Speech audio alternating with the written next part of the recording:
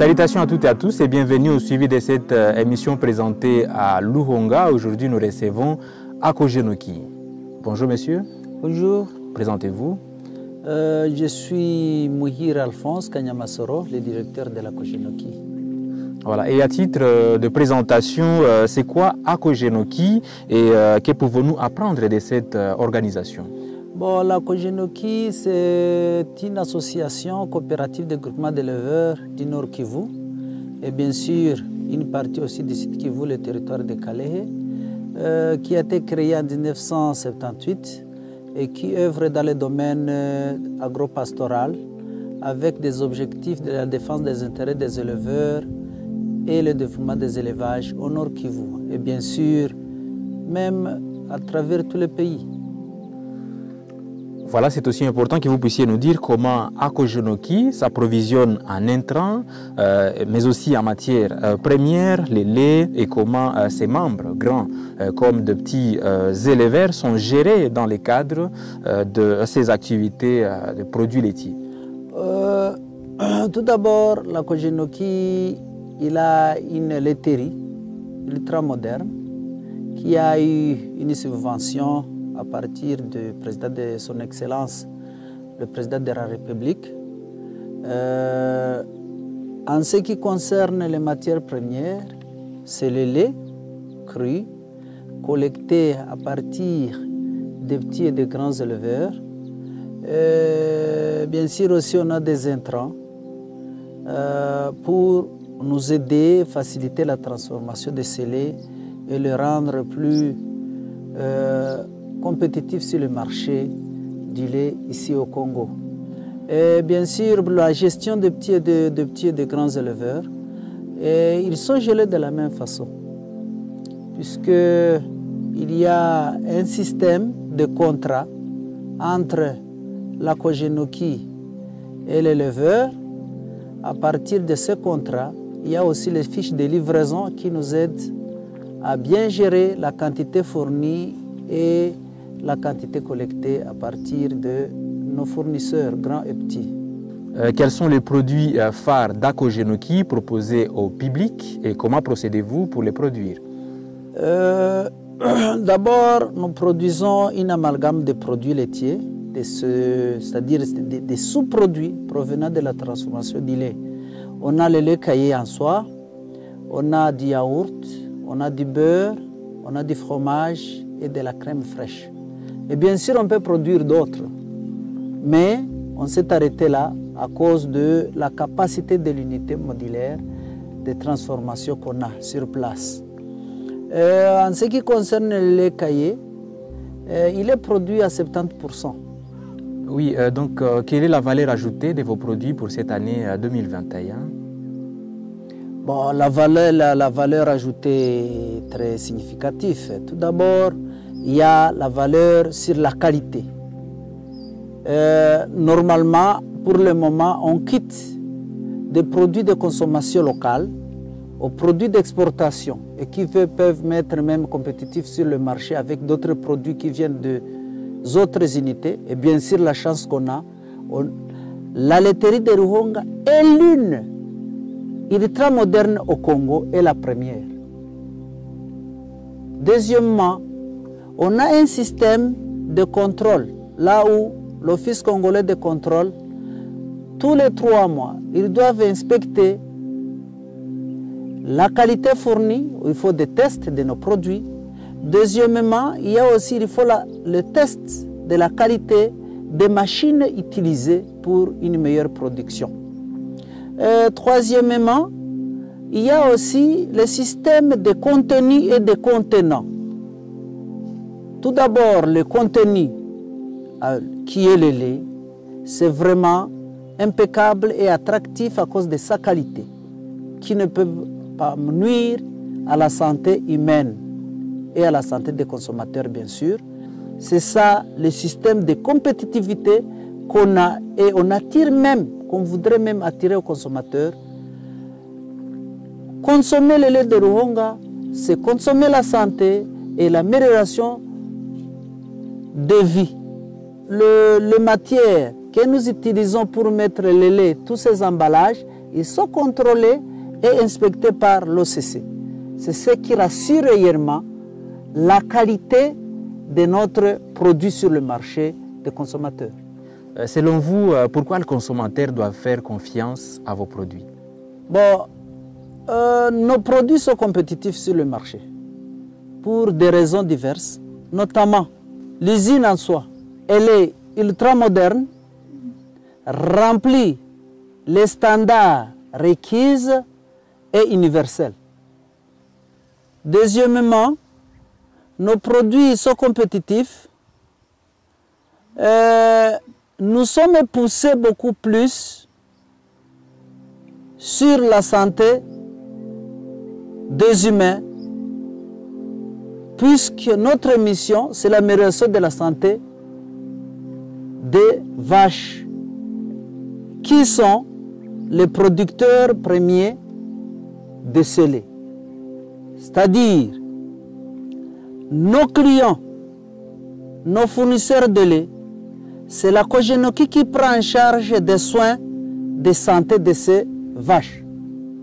C'est-à-dire, on connaît bien les vaches qui fournissent ce lait, ils sont bien traités, suivis par des médecins vétérinaires fournis par la Kojenoki, et de là, on a l'assurance de la qualité du lait cru fourni.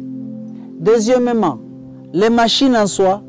Troisièmement, il y a aussi les travailleurs qui doivent faire des tests avant l'engagement et pendant même le travail, où chaque 6 mois, ils doivent passer des tests de tuberculination, voir s'ils ont de la tuberculose, voir s'ils ont d'autres maladies qui peuvent contaminer les laits qui peuvent nuire à la santé de nos consommateurs.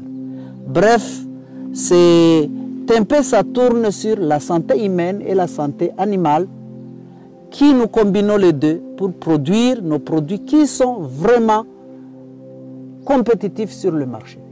Pouvez-vous nous parler de vos produits à titre nutritif? Les produits que nous avons, tout d'abord le lait en soi. C'est un aliment nutritif réservé à tous les âges.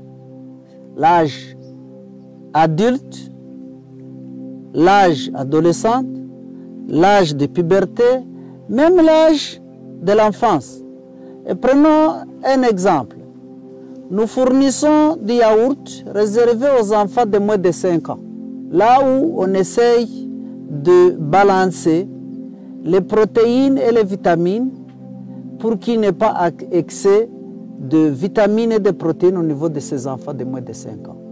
À titre d'exemple, on a une association, on a initié une coopérative qui aide les enfants de moins de 5 ans ici à Ruhonga dans le cadre de qu'on a malnutrition. Et vraiment, c'est impeccable, ça produit bien, le taux de malnutrition a tellement baissé. Il y a aussi l'âge adulte, et bien sûr, on mise beaucoup même du yaourt réservé aux personnes de 3e âge, c'est-à-dire aux personnes adultes. Et ces personnes de 3e âge, on mise aussi sur les personnes qui ont les problèmes d'hypertension et même des personnes diabétiques. Là où le lait, on essaye de l'équilibrer tout en excluant même du sucre. Au niveau de ce lait, ils consomment du lait entier, mais du lait là où on a essayé d'exclure le sucre pour les diabétiques et même les personnes de 3e âge. C'est ça le rassurant, c'est très rassurant. Et surtout aussi pour les jeunes adolescents qui nécessitent de calories. Et de là, nous produisons même du lait. Nous transformons le lait qui est adapté à chaque niveau d'âge, comme je l'ai dit précédemment. Maintenant, c'est important de nous dire comment joindre à Kojenoki et où trouver vos produits. La Kojenoki, son bureau est situé à Goma, dans le quartier Mabanga, avenue Kobo, numéro 003, territoire de commune de Karisimbi. Et bien sûr, ici je vais miser beaucoup plus sur la laiterie. La laiterie de Luhonga est située à 7 km de Sake, sur la route Sake-Kichanga. Et pour ce qui est du point de vente, Le point de vente est situé sur le boulevard Kanyamuhanga, tout près de la COPEC Imara. Vous pouvez nous contacter au numéro 099 52 93 255, 097 49 81 223 et 097 65 14 302. Quels sont les défis auxquels vous faites face et comment les contournez-vous? Le grand défi qu'on a, c'est au niveau de l'État, de l'autorité provinciale, là où il y a une surtaxation qui tend à nous décourager, bien sûr. On a essayé de faire un plaidoyer, on a écrit des lettres au niveau provincial, s'ils peuvent au moins nous exonérer. Deuxièmement, au niveau de la consommation, nous rencontrons une concurrence déloyale due aux produits importés. Bien sûr, je ne veux pas dire que ce sont de mauvaise qualité, mais nous manquons une protection de la production locale par l'autorité du pays. Les produits qui viennent d'extérieur, ils sont subventionnés et se vendent à un prix moins cher par rapport à notre produit et qui est de bonne qualité. Pour d'autres, ce sont des défis d'ordre économique, là où le Covid a contribué à ces défis, notamment l'importation des emballages. Il y a aussi les acheteurs aussi qui ne sont pas capables de se procurer de nos produits suite au manque de moyens financiers. Et c'est la raison pour laquelle aujourd'hui, pour les mesures de contournement, on a essayé aussi de voir dans quel contexte on peut adapter les emballages et même notre produit en fonction des moyens financiers qu'ont nos consommateurs. Nous avons, par exemple, pour ce qui est du lait caillé, nous avons un emballage de 5 litres, un emballage de 3 litres, un emballage de 2 litres. Pour ce qui est du yaourt, on a un emballage de 500 ml, de 250 ml, voire de 100 ml, pour qu'au moins chaque Congolais puisse accéder à notre produit qui est vraiment une matière nécessaire à promouvoir la santé humaine de nos consommateurs. Qu'en dites-vous pour les partenaires? Bon, pour ce qui est des partenaires, je remercie tout d'abord tous les consommateurs qui préfèrent le lait de Luhonga par rapport à d'autres qualités de lait qui viennent d'extérieur. Ça, c'est un. Que ce soit les consommateurs du lait caillé, les gomatraciens, les boucaviens et même ceux de Kinshasa. Que ce soit les consommateurs du fromage qui viennent de tous les horizons, que ce soit le beurre qui est convoité par tout le monde, que ce soit les consommateurs de la crème fraîche, les hôtels ici à Goma, les intervenants en élevage, il y a aussi la population de Luhonga, et particulièrement Merci Corps à travers son programme Femmes.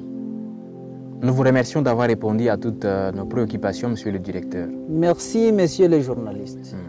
Et c'est par ces points que nous mettons fin à cette émission. Merci d'avoir été des nôtres. D'ici là, portez-vous bien. Merci.